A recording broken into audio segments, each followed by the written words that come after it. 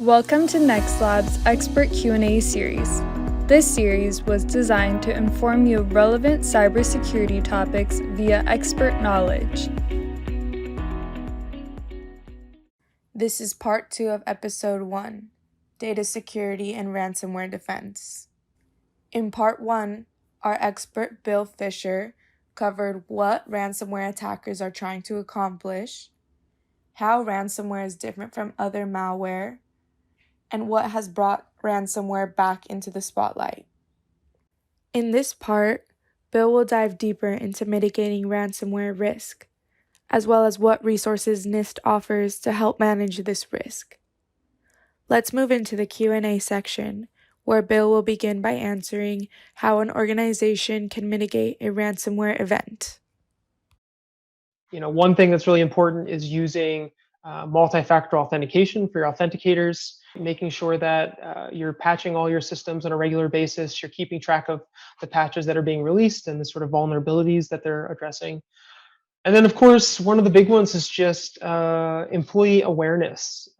We continue to see social engineering and duping of users as an avenue for attackers to get into networks. Whether it's getting them to click on a link and download malicious software, or whether it is giving them a phishing web page and having them put in some sort of credential, a password, a PIN, or even like a one-time password on a token, that type of thing. So all of those are going to be really important. Before events happen, it's really critical to have prior preparedness. So you're going to want things like establish standard operating procedures for how you recover. You're going to want some sort of prioritization for the systems that you want to recover, right? So what are your most critical assets and that need to be up and running first? You're going to want to have really good, well-established communication channels. And then decision trees can be really helpful too. If this is down, do that. If this occurs, do this.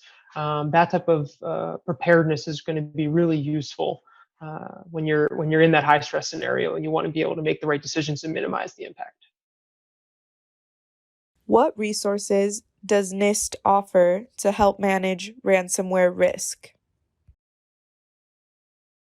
One piece of documentation that we recently published is actually a cybersecurity framework profile for ransomware risk management. So for those who may not be familiar, NIST several years ago published in collaboration with industry and academia and legal folks and a whole bunch of communities what's called the NIST Cybersecurity Framework, or as we call it, the CSF. That is a foundational document that's really seen a lot of traction. So if you are familiar with the framework, you'll know that the framework has a set of 5 functions: identify, protect, detect, respond, and recover. And then associated with those functions are a series of security controls that you can implement to make sure you're implementing that function within your organization. So if you are looking at either assessing what your preparedness is for ransomware now and you want to do sort of a gap analysis, that would be a good way to use that resource.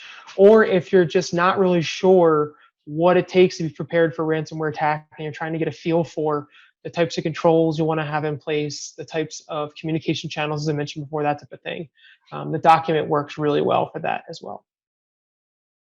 This concludes part 2 of episode 1, Data Security and Ransomware Defense.